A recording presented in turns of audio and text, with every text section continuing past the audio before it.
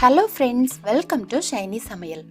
இன்னைக்கு நம்ம சாதம், ஆப்பம், சப்பாத்தி, தோசை, இட்லி இதுக்கெல்லாம் ஏற்ற மாதிரி ஒரு முட்டை குழம்பு தான் பார்க்க போகிறோம்.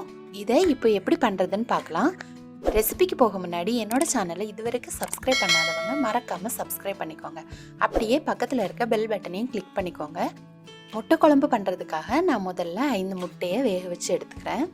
அதுக்காக ஒரு பாத்திரத்தில் தேவையான அளவு தண்ணி எடுத்து அதில் முட்டையை சேர்த்து அதுக்கு கொஞ்சம் உப்பும் சேர்த்து 8 நிமிஷம் வேக வச்சு எடுத்திருக்கேன். முட்டை வேகிறதுக்கு 8 முதல் 10 நிமிஷமே போதும். அடுத்து கிரேவிக்கான மசாலா ரெடி பண்ணலாம். அதுக்காக ஒரு கடாய் எடுத்து அதில் 1/2 டேபிள் ஸ்பூன் எண்ணெய் சேர்த்துக்கணும். ஒரு வெங்காயத்தை கட் பண்ணி வச்சுருக்கேன், அந்த வெங்காயத்தை சேர்த்துக்கணும். அது கூடவே 1 டீஸ்பூன் ஜீரகமும் 10 பல் பூண்டு, ஒரு பெரிய துண்டு இஞ்சி, ஒரு கொத்து கருவேப்பிலை, 2 பச்சை மிளகாய் இதெல்லாம் சேர்த்து நல்லா வதக்கிக்கணும்.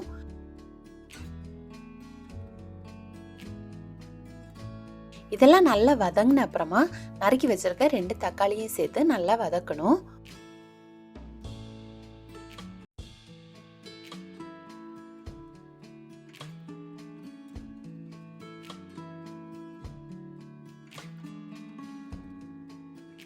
தக்காளியும் நல்லா வெந்ததுக்கு அப்புறமா அதில் 1 டீஸ்பூன் மஞ்சள் பொடி, 1/2 டேபிள் ஸ்பூன் மிளகாய் பொடி, 1/2 டேபிள் ஸ்பூன் கொத்தமல்லி பொடி இதெல்லாம் சேர்த்து இதோட பச்சை வாசனை எல்லாம் போகிறது வரைக்கும் நல்லா வதக்கிக்கணும்.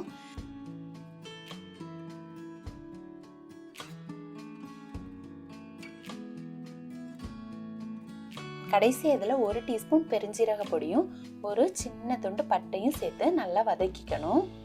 பெருஞ்சீரக பொடி இல்லாதவங்க 1 டீஸ்பூன் பெருஞ்சீரகம் சேர்த்து எடுத்துக்கலாம். இதெல்லாம் சேர்த்து பச்சை வாசனை போறது வரைக்கும் நல்லா வதக்கிக்கணும். வதக்கின அப்புறமா இதை மிக்ஸி ஜார்ல சேர்த்து நல்லா அரைச்சு வச்சுக்கோங்க. அடுத்து அதே கடாயில 1 டேபிள் ஸ்பூன் எண்ணெய் சேர்த்துக்கணும். எண்ணெய் சூடானதுக்கு அப்புறமா அதுல ஒரு சின்ன துண்டு பட்டை, 2 லவங்கம், 2 ஏலக்காய், நறுக்கி வச்சிருக்க ஒரு வெங்காயம் இதெல்லாம் சேர்த்துக்கணும்.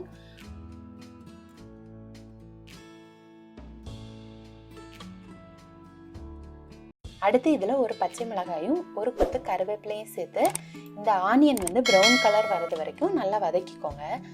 ப்ரௌன் கலர் வர்றது வரைக்கும் வதக்கும் போது அது நல்ல டேஸ்ட் கிடைக்கும்.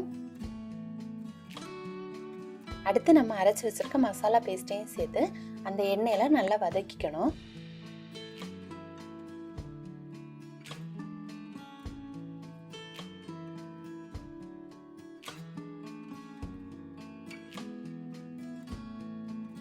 வதக்கின அப்புறமா இந்த கிரேவிக்கு தேவையான அளவு தண்ணி சேர்த்துக்கணும்.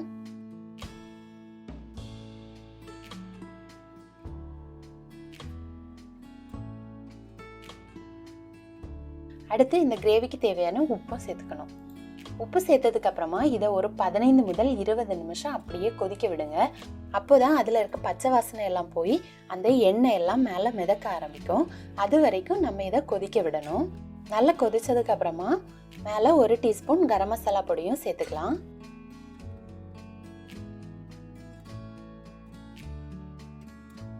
அடுத்து நான் வேக வச்ச முட்டையை இப்படி 2ஆ கட் பண்ணி வச்சிருக்கேன். இந்த முட்டையும் இதுல சேர்த்துக்கலாம். முட்டையை சேர்த்ததுக்கு அப்புறமா குழம்ப லைட்டா அப்படியே கிளறி கொடுத்துக்கோங்க. அப்போதான் முட்டைக்குள்ள அந்த மசாலாவோட டேஸ்ட் எல்லாம் போய் இன்னும் டேஸ்ட் அதிகமாகும். இப்போ இந்த மசாலாவெல்லாம் கிளறி விட்ட அப்புறம் 5 மினிட்ஸ் அப்படியே லோ ஃப்ளேமில் விட்டுடுங்க. அப்போது அந்த முட்டையில் மசாலாலாம் நல்லா பிடிச்சிக்கும். அடுத்து 2 டேபிள் ஸ்பூன் கொத்தமல்லி கீரையும் சேர்த்துக்கணும். கடைசியாக நான் இதில் 2 டேபிள் ஸ்பூன் திக்கான தேங்காய் பால் சேர்த்துக்கிறேன். விருப்பம் இருக்கிறவங்க தேங்காய் பால் சேர்த்துக்கோங்க, இல்லாதவங்க விட்டுடலாம். தேங்காய் பால் சேர்க்கும் போது இன்னும் கொஞ்சம் க்ரீமியாக நமக்கு குழம்பு கிடைக்கும். தேங்காய் பால் சேர்த்ததுக்கு அப்புறமா அதை நல்லா கொதிக்க விடக்கூடாது, உடனே எடுத்துடலாம். பாருங்க கிரேவி எவ்வளோ கெட்டியாக சூப்பராக வந்திருக்கு. இப்போ நல்லா திக்கான நல்ல டேஸ்டியான கிரேவி நமக்கு ரெடி ஆகிடுச்சு. இது சாதம், சப்பாத்தி, இட்லி, தோசை எல்லாத்துக்கூடயும் நீங்கள் சாப்பிட்லாம். ரொம்ப நல்லாயிருக்கும். நீங்களும் கட்டாயம் ட்ரை பண்ணி பாருங்கள். இந்த வீடியோ உங்களுக்கு பிடிச்சிருந்தனா என்னோட சேனலை மறக்காமல் சப்ஸ்கிரைப் பண்ணிக்கோங்க. தேங்க்யூ.